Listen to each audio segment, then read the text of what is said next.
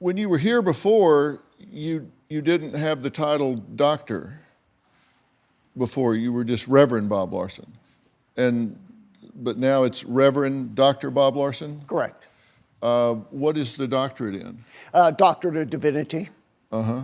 And when did you have time to do that? Very busy guy, but I do a lot of writing and I do a lot of studying, and I've been working on this for a number of years now since I last saw you. Uh-huh. What seminary did you go through?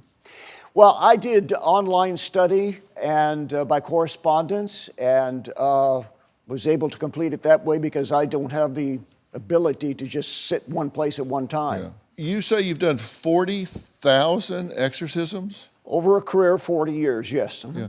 Is it expensive to get one?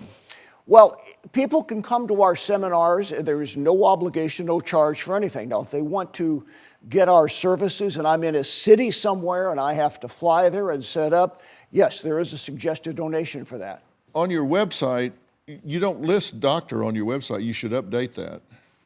We're updating a lot of things on our website. Yeah. We're just trying to stay up with what we're doing.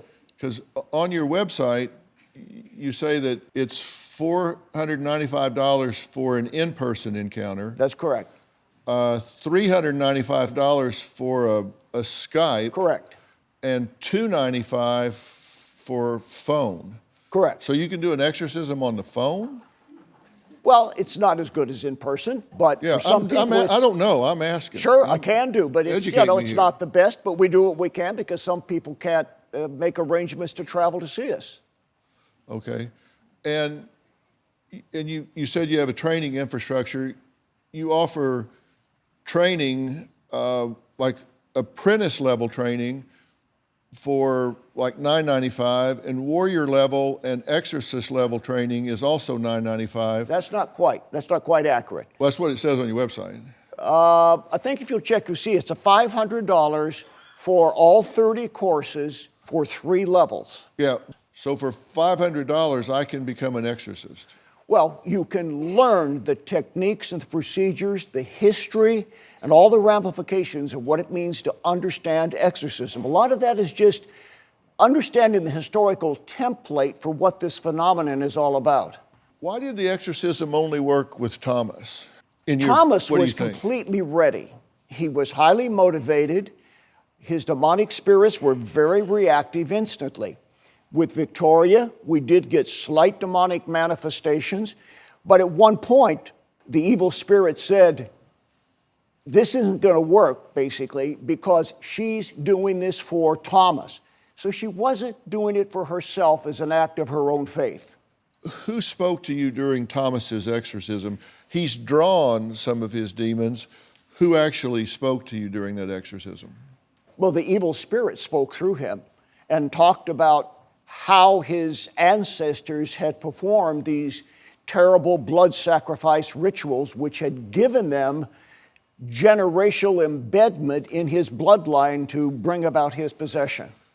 And you said you actually spoke to a demon from, was it 500 generations? That's what they claimed, yes.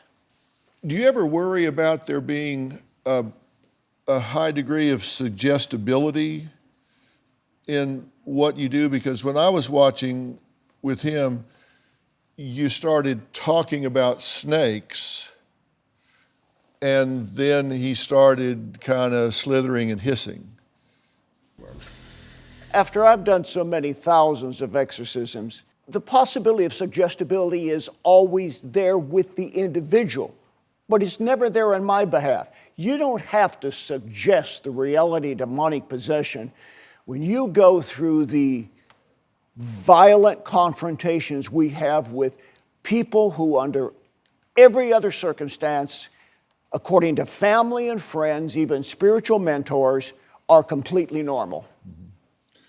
But is that suggesting, or is that just calling the demon out? The demons have to be brought forward.